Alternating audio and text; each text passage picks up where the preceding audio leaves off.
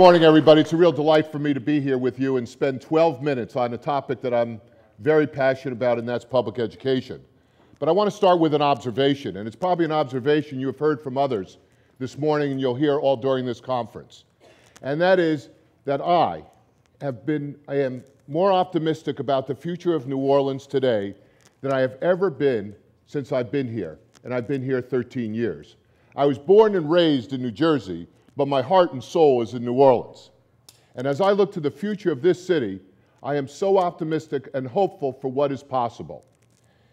Whenever I say that, people ask me, what is the source of your optimism? And if they're cynical, they say, are you over-medicated? And I tell them, no, I am not over-medicated, but what I am is a realist. And I know that pre-Katrina, we had serious problems in our city. We had a deplorable public education system. We did not have high-quality health care. We had blighted neighborhoods. We had crime. We had vulnerable levees. And the list went on. And despite our efforts prior to Katrina, we were not making serious progress in addressing these issues. So the great tragedy, Katrina, came. And no one would have wished Katrina on anybody. Yet out of Katrina came a silver lining, a set of opportunities. And what has been remarkable over the last 5 years is to see the resilience and the will of people in New Orleans to make sure they not just survive, that we just don't recover, but we actually renew and become a better city for the 21st century than we ever would have if Katrina had not happened. My slice of that passion is public education. Let me take you back to the pre-Katrina days.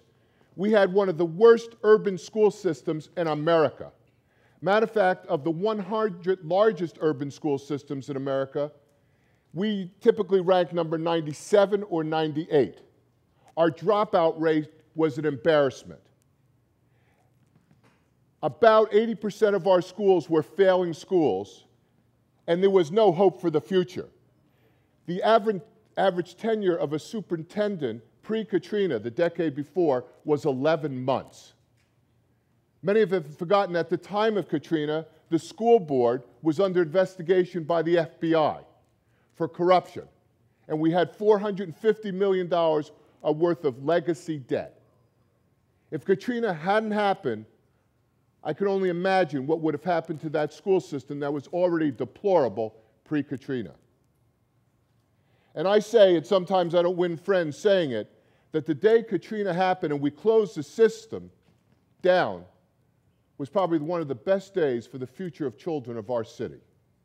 Because we had a unique opportunity to rebuild in a new vision the future of public education, and we did do that. Immediately after the storm, then Mayor Ray Nagin created the New Orleans Back Commission, of which I was a commissioner. They created a committee, a community-wide committee, to develop a vision and plan for the future of public education in New Orleans, and I was blessed to chair that particular committee. We spent 9 months developing that vision and plan for New Orleans.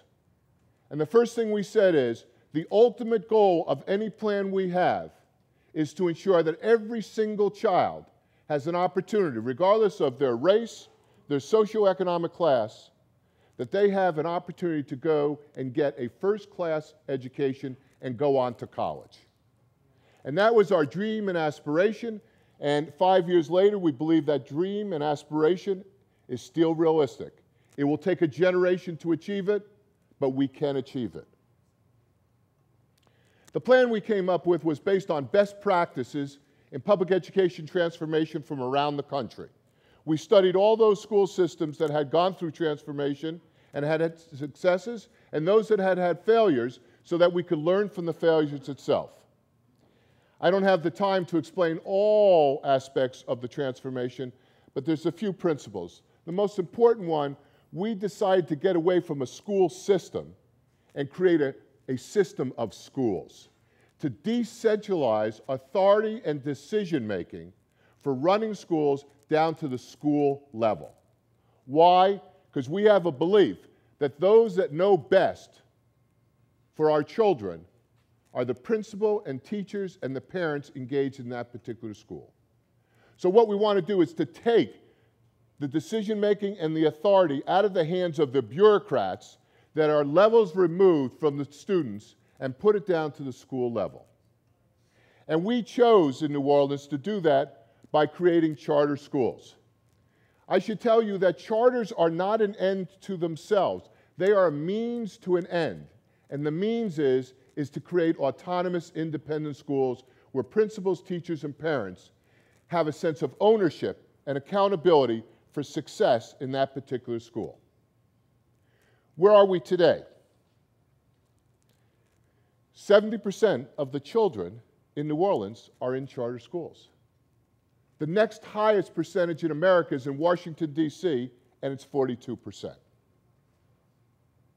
When you look at all the metrics of student achievement since Katrina, every single year we have made progress. LEAP scores have gone up. Absenteeism has gone down. Graduation rates have gone up. The number of failing schools has been dramatically reduced. We are seeing progress. But I am cautioned when I speak to everyone to say we cannot declare victory yet.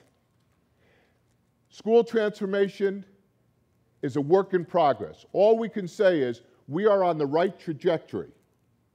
And every one of us here and beyond has to be focused and invested in that transformation and the success of it. Why?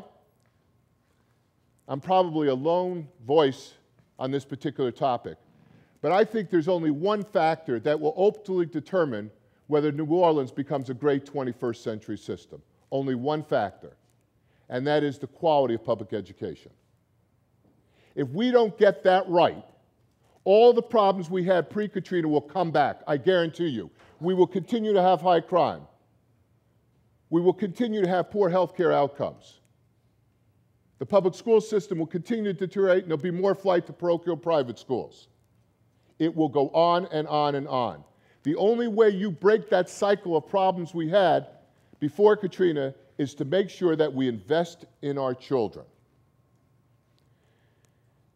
We still have challenges ahead. And even though the work in progress is encouraging to date, there are 5 things that I would say we still have to be mindful of. And I say 5 because the number one challenge just got addressed within the last 48 hours. And the number one challenge was the quality of the physical facilities. I don't think any of us have realized by getting a $1.8 billion settlement from FEMA, that is unbelievable in terms of the future of public education in this community, that no other community in the United States has been given that particular opportunity. And by the way, pre-Katrina, before the storm even happened, we had $1 billion worth of deferred maintenance before Katrina. And then after Katrina, we felt there was about another $1.5 billion worth of damage. Well, where do you come up with $2 billion to do this? And that gift came, and we earned that gift the hard way through the FEMA settlement. So if there's one thing you should think about this weekend as we commemorate the 5th anniversary, it is the fact that $1.8 billion settlement is a big, big investment in the future of public education. The second thing we have to be mindful of is funding, operating funds for the school system. We've been spending since Katrina a lot per student, and we have been using one-time money in order to support the operating budget. That one-time money is beginning to decrease, and the question is, how do we fill up the gap without losing the momentum and the successes we have seen? Everybody is aware of this statistic, and they are working on it. The third challenge that we have is governance. If you look at the governance of our system of schools right now, it's schizophrenic. If there's anyone in this audience who really understands it, let me know after this, because very few people do.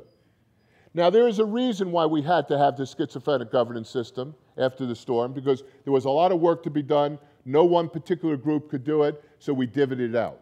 But it does come a time to bring this back together again. And that time is going to occur within the next 24 to 36 months. We don't know what the ultimate governance system will be, but I'll tell you the one thing it should not be.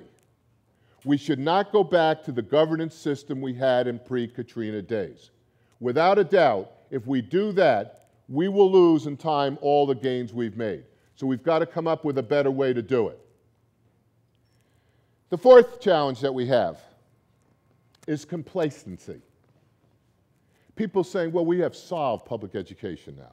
It's on its way. Not true. Not true. As I said, the rebuild of our public education system, in order to achieve the original goal I articulated to you, is going to take a generation. We have to be patient, we have to be vigilant, and we have to stay with it. And it's going to take all of us, once again, whether you have children in the public school system or not, you have to stay with it. And we cannot allow complacency to creep back in as we see more and more success. What's the last challenge? Stable leadership. We need stable leadership. We've actually had that over the last 3 to 4 years. Paul Pastrak, Paul Vallis, many others have been in place, and that stability means so much. So we have to continue to attract and retain people who are extraordinarily passionate about public education and understand its role within New Orleans itself. That's why, outside of Tulane University and my family, public education is where I spend all my time and energy. Because as I wrote on my hand today, the future of our city is our children. And every one of us has a responsibility for those children. Let's make sure we do the very best for them so New Orleans can reach its fullest potential as a truly great city in the 21st century. Thank you.